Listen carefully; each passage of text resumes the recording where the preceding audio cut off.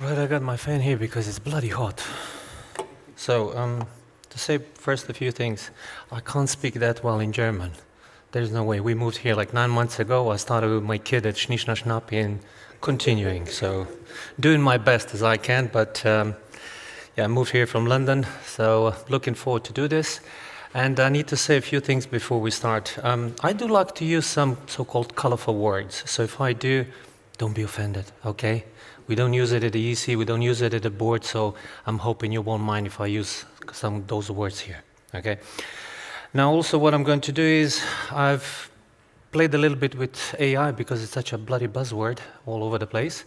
So this picture that you see here, it's actually created with AI. I think it looks nice, I think it's quite accurate, but in my opinion, when we talk about security, this is the reality. So I'll give you a moment to read that sentence. I like to use those, but I'm, like I said, trying to see how it goes with AI and basically to get your feedback. But I'm quite sure that each and every one of you have a secret here and there and some skeletons in the closet. Now going forward, as mentioned, we had a little bit of an incident. Here in Switzerland, it was called an IT security incident. So I'll stick with that. But what happened is, as you see up there, as usual, it happens at the end or the beginning of the weekend, right? I do like my coffee. I am a coffee addict, so this is quite a good representation. When it actually happened, I actually had an interview about preventing ransomware, and we got hit. Nice. Well, when I say we got hit, that means we started having indication that something is happening. That doesn't mean that everything was purely burning as on the picture, but what did happen then in the following days and weeks is that we did have global operations completely disrupted. All of a sudden, all of the internal communication went completely down. All of the internal stuff from any channels, completely we had to isolate everything. We're actually in the middle of a carve-out. So that even worsens the situation because we did not get all of the information through our former parent company. Luckily, some of us have been on the dark web for many, many years, from the dark days, as you said it over there on your presentation. But what happened in this case, we had to send home thousands and thousands of people, and nobody wants to do that. It is a hectic moment. I hope you never need to go through, but if you did, kudos to you. But what happened in this case is, as a manufacturing company, all of a sudden you don't see anything. So what we did, as best as we could, we tried to isolate it, basically did certain things that we shouldn't sometimes do, and I'll give you my personal anecdote. As a new CISO directly there, it was literally my first half a year, and I made some decisions that people were telling me, this is not how we do it in Switzerland, and I said, well, I don't give a shit, I'm not Swiss, I'm doing it how I want to do it, because that's how it's going to be done. Luckily, I had the backing of the CEO. Luckily, our, at that point, division and then independent company, we were not hit. But we still had to go through the whole hurdles of everything being restored, making sure that nothing is there. We even had people bringing in physical servers. We clearly said you can't, and they thought that we will not see it. Well, luckily we did. At this point, I'm going to give a public kudos to my whole team globally because we did not sleep for the next 3 months, but what we definitely did is made sure that we took care of each other. I'm from London, and in this case, we have helped quite a few companies help, but when you actually go through this, it's a completely different ballgame. And we had to make sure that people need to sleep. So we had a rotation every 6 hours, not 8, but every 6 hours. And that has brought significant connection internally in our team. And nobody actually complained, which is the nature of people to complain as quickly as they can. So they're also happy that they got bonuses afterwards because they did a marvelous job. Now, this was the wake-up call, because everybody says we don't need security until you get hit, right? Sad thing, but reality. So I don't know if you know the Spider-Man meme, but that's also made by AI in this case. But the attack did reveal a lot of things where still we needed improvements, because as a carve-out, you start building everything from scratch. You have some indications, but you need to continue basically from the start. We had crisis in this case. Luckily now we do this every quarter with everybody, from the operations all the way to the EC and including board members. We had the recovery, again, really quickly done because people were on it. They really wanted to help. Everybody wanted to get everything back up as quickly as possible. Luckily, I can say for our perspective, we had to delay everything for 14 days. So compared to the other 3 months, I think that's quite a good number. Now, the carve-out and all of this actually opened us a complete new opportunity to break everything down and start from the beginning, because if you don't have strong fundamentals, I don't know if anybody can show me a house without a strong fundamentals that is still holding up now, well, I'll listen. Otherwise, start with fundamentals. Now, the next picture is made with AI. I think it really caught my bald head. I think it looks quite big, but it is what it is. I don't want anybody to be on the picture on the left side. I would appreciate if everybody's on the right side, not directly bald, because, you know, things happen if you like. But like I said, I'm doing those kind of things to see, because if you start doing improvements and you actually get the business backing from you, you should be in really, really good hands. Now, what everybody would like to see, that after you do this, that you're like some sort of a superhero and you walk into the board and everybody really loves you and adores you and you're like a Hollywood star. Yeah, that's not really what happens, and still not happening. So, like I said, that picture is made by AI, but I prefer this one. So I'll give you a second to read what actually stands there. If you disagree with me, raise your hands. I don't mind if you ask even in between. I kind of like this conversation two-way. If you're too shy, if you want to ask later, please do. But what actually did happen in this case is we had to persuade the board, the AC committee, you know, everybody, because I still apparently have the nickname of a bodyguard. I know you guys don't know me, but I am a former American football player, so right now I look skinny, extremely skinny, with 50 kilos of less muscles. So when I walked into the boardroom first time, almost 4 years ago, yeah, they thought that I'm physical security to protect somebody there personally. I was like, no, cyber, and they still, yeah, security. I was like, nope, but let's leave it there. So in this case, we now have the full backing of all of the boards. We are on a really good path, and I will say this, I know that I don't want it to sound that we're the best one out there, because we're not, but we are trying, and I hope you are doing as well. So we now have really good frameworks established. Cyber maturities really has scaled up. You'll see it later, it went up. But all of this, with backing of the board, the exec committees, and the risk owners in this case, would not have happened if we didn't have, again, a few steps in place like people, technology, and processes. So what actually valued, really, in our case, are those 5 steps. Governance and frameworks. It's nice to have those kind of things in place. It gives you a little bit more structure and clarity what needs to be done. People and culture. I constantly keep saying to everybody, and I walk around the company every day, twice, and we're at the so-called 5th floor, but it's an old manufacturing building, so it's the 10th floor, because I like to get to know people, because they still have sadly, this stigma that, you know, we're just some hackers in the corner. That stigma went out the window probably 15, 20 years ago. But still people are somehow afraid to talk to us. So with my team, we actually go around, we talk to people, we see an unlocked computer, we don't send them to HR, we don't say, we come around them and say, look, can we explain why this is not a really good thing?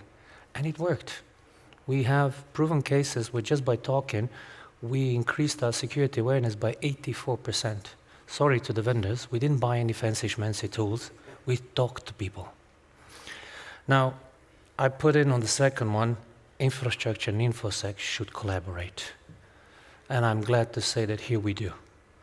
Because I worked at companies, I've been in this for 23 years, from the days when nobody wanted us, nobody said, what the hell are you going into this? Who the hell needs security? But my first case goes back to 2003, when police forces actually asked if I can help them with forensics because they had nobody.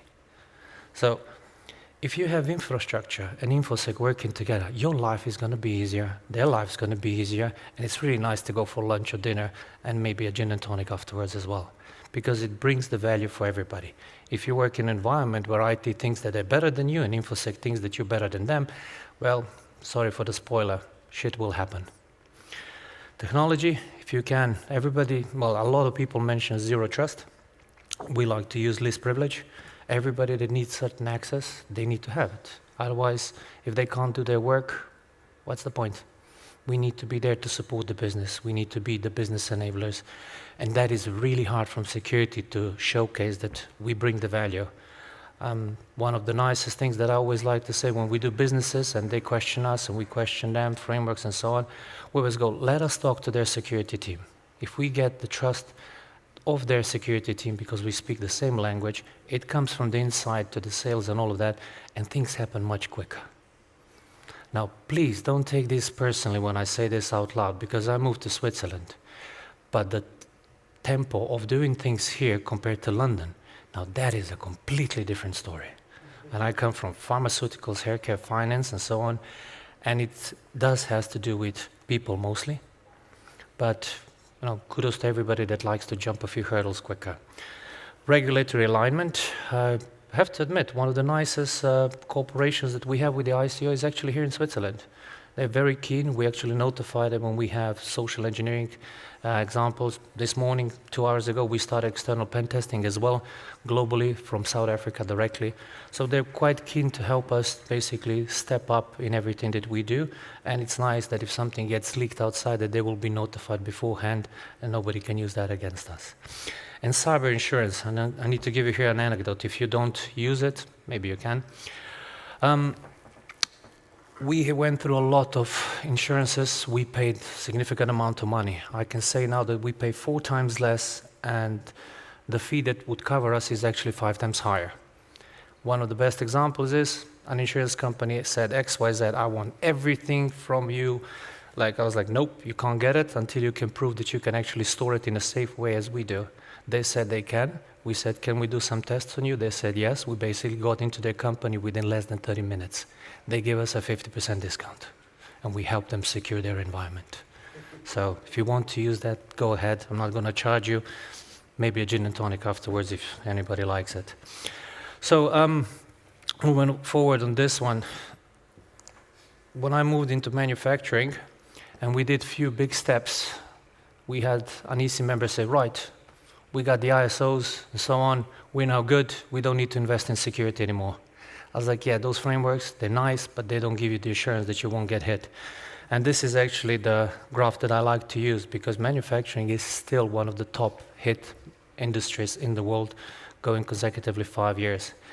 And I thought I'm going to have it a little bit easier coming from pharmaceuticals and healthcare, where we bloody worked over COVID and traveled everywhere. Yeah, manufacturing scaled up. So just for some reference, depending on which industry you are, wherever on those levels you sit, try to push forward for investments.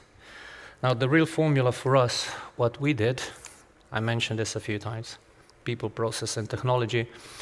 And if you go through this perspective, I can guarantee you a good return of investment. And I'm not talking money, I'm talking the value of the people. Technical skills, yes, they matter. Soft skills, in my opinion, they matter even more. And another good example, we made sure that part of our operational team that sits in India, I had a huge argument with, or heated debate to call it politically, with our HR. And they said, you don't understand the culture. They need to work 16 hours a day. And I said, I don't care. We all have blood under our skin and it's red. My team needs to rest. They will work for the amount of hours they paid, and they will do as best as they can. And we measured the whole activity for 6 months and then presented to them results. 63% better efficiency. So if you invest in people, you're going to get it. The best kudos that I got is from my deputy in India. His wife doesn't speak English, but she learned a sentence to say on the camera when we had one-to-one, thank you for my husband being at home. It's a bit broken, but I think that's, for me, a really good return of investment into people. Processes, like I said, frameworks and so on, if you can, do it. Border reporting cadence. If you are not talking to your execs at the level that you want to, try to catch them in a kitchen, on a hallway. Talk to them. Don't be afraid to say it as it is. The amount of time that I've spoken with our fellow peers, and they say, oof, if I would be realistic to our EC, they would probably fire me. Guess what? If you're not realistic to them, that means they do not know what the hell's going on in their company, and you need to make sure that they are aware. At the end of the day, it's a risk. You need to present to them that in a business language, not technical language. And again, I can say, I was rubbish at that years ago. I'm doing better, but I'm still not at the level where I want to be, because I believe everybody learns. And then moving forward toward technology, because I need to be Looking at the time as well. List privilege architecture, IT/OT. I'm glad to say that if you do not have the visibility in your environments, please get it. If you ever achieve the 100%, I really want to talk to you and have a morning catch up with each and every one of you. But we are striving to the best visibility we can, and I'm hoping you are as well. AI-assisted threat detections. I'm not putting a lot of directly focus on AI because it's already a buzzword and everybody knows it's in there, but they are real. When I had a presentation to the EC and they said, why did you lower our maturity? And I said, because we just approved 3 years ago AI, and there are so many unanswered questions that really, I can't increase and say that we better now that AI is here. They looked at me like some sort of an alien, but then we had a few coffees, and guess what? They're still backing me up, so good for that. Now, next picture is, again, my big bald head. When you go through things of improvements, it would be really nice that you're standing loud and proud and everything is fine. But the reality is that in the back end, there are still things that need to be improved. That's why I prefer this picture, right? If everything is green, then what the hell do they need us? If everything is not okay, what the hell do they need us? Well, try to find some sort of a balance. Mind your own business in this case. It was just a funny phrase, but the reality is, we've scaled, as you see, the green ticks on all of those topics. That doesn't mean that we don't need to do something else. I don't know if you guys are measuring yourself against the cyber maturity model from NIST. We are. Our aim is this year to finish at 3.9. I don't know if that is high for you. For me, I'll say as long as we don't hit 5, I'll never stop. Will we ever hit 5? No. So I'll try my best. Now the next one is made with AI picture that you will see, guys, and I really do like it. Ignore the phrase that Ed says we reverse everything. We do not reverse everything, but the good thing is we do try to talk to people. If anything pops up, we just don't blindly say, okay, let's shut everything down. Try to do it in a scaled area. Try to do as best as you can, investigate, talk to people. Make sure that you have solutions in place and that you have all of those solutions tested. I personally have worked in a companies where I said, BCDR, nobody needs that shit. Pardon words, again, the four-letter word, but it is needed. I'm looking down here with SAP. I have to give you a bit of a kudos, guys.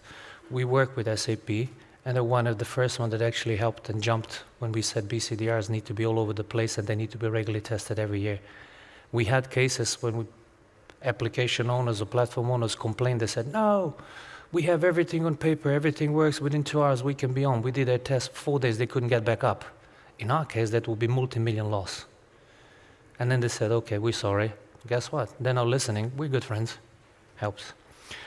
Now, business enablers try to be like that. Like I said, talk to people, just put yourself out there. Don't be closed. Lower cost of capital. If you demonstrate resilience, that is also your return of investment. I still haven't come across a company, and our CFO really wants to get the full return of investment in monetary numbers. We can't, not yet. So far we're measuring our return of investment to the board is how resilient we are and what we can do. And that is with their explanations. So far they're okay. If we ever achieve that, and if you have ever achieved that, please let me know. I would like to talk to you. Okay? Regulatory confidence, I don't know if you need to be highly regulated or not. We do. And I'll just encourage each and every one of you, if you want to do any exchanges and sharing of knowledge, how we've done it, how you've done it, I'm more than happy. I'm going to give one good positive example. I don't know if anybody from Belimo is here, but we had an executive exchange last Friday, and I think those kind of things bring a lot of value. We learn from them, they learn from us. So try doing that, and when you have regulations in place, especially if you need to have the same ones, you can learn from each other. Do that. Talent magnet. A lot of people say, we don't have the right experts in place. Well, guess what? If you don't have the right experts in place, then teach the people that you have. Invest in them. What we do is we actually put it on our bonuses for a year. If everybody does at least one certification a year, and they go to at least one conference like this a year as networking, they actually get a 10% bonus. If they don't, well, then they don't. So guess what? So far into the last 4 years, we had 100% of everybody using that. And if you don't, I'll encourage you, please do it, because it brings value. They feel engaged. The more you engage people, the more they are willing to connect back with you, the more they're willing to do that extra step. If you just keep people there and don't invest in them, what's going to happen is basically they're going to find the next job, and you're going to leave, and you're going to have another gap of 6 to 9 months basically to get somebody in. Now, closing this down because it's last 3 minutes. 3 things you guys can take back to you. The bottom one, I'll leave you a second to read. The bottom one, when it says boring, I actually mean it boring. But I also added there in the right corner a little bit of explanation what boring actually means in our case. But the reality is, in this case, that crisis is not time to build your playbooks. When you have a crisis, just run with what you have. If you try to invent something during the crisis, guess what? It's going to be a bigger crisis, and you're going to burn out. I can speak that from first hand because in my career I have burned out quite a few times. Because working 16 hours plus when it's a crisis, it doesn't bring value to anybody. After a few days you get frustrated, your brain works completely different, and guess what? 10 coffees a day really don't help. I thought it does, they don't. Your blood pressure goes through the roof and you're just annoying and you're sweating like a pig. Second part, learn from real incidents. Doesn't matter, small incident, big incident. Learn from everything you can. Everybody can learn something every day, and everybody in this room, you're experts in your fields. But are you the smartest person in the world? No. So, use it, learn. Proactiveness, like I said, the CISO's job is not just to prevent every attack, it's to make recovery boring, and in this case means try it, reverse it, be as best as you can when it comes to resilience. If you can get your business up and running really quickly, guess what? Your execs are going to like you, and you're not going to have an issue with your budget. And then the vendors will like you, and your team's going to like you, and your life is going to become much easier, and you will be actually able to sleep. 6 hours or plus, I think that's quite good. But that's all. Got a minute left. Already any questions, please do. And you can be blunt as you want to be, because I don't mind. Okay? So, thank you very much. I got my fan. It's hot up here.